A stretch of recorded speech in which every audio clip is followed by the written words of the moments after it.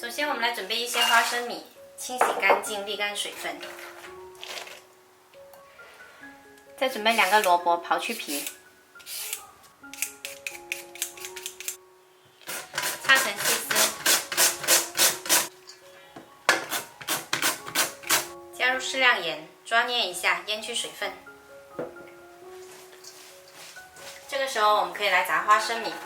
花生米需要冷油下锅，调小火慢炸。可以放1颗蒜进去，蒜炸到金黄了，花生米也就好了。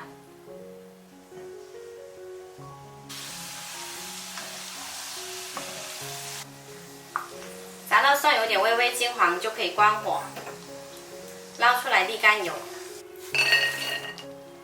再来切一些芹菜。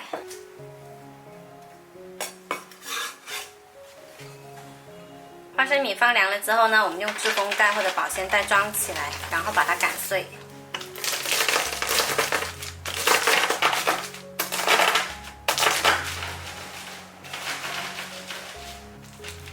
擀碎后倒出来，把花生衣吹走。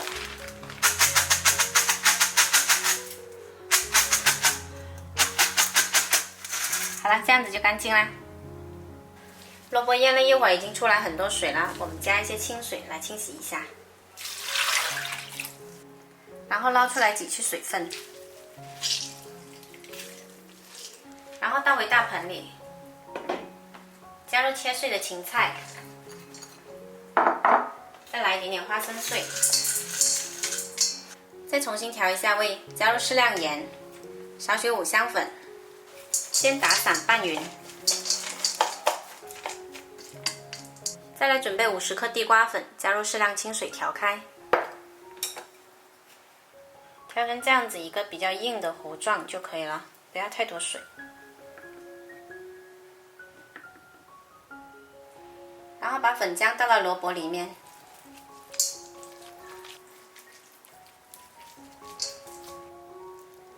调成这样子，萝卜表面呢有一层薄薄的粉浆就可以了。锅里面加入少许油，舀一勺进来，摊平，调小火慢煎。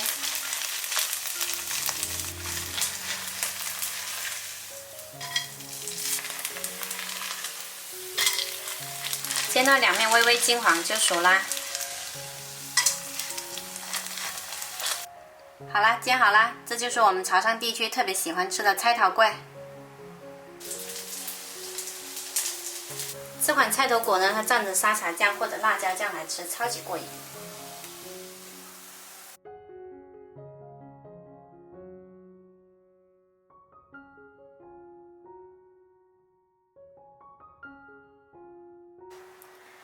喜欢的朋友可以收藏起来试一下。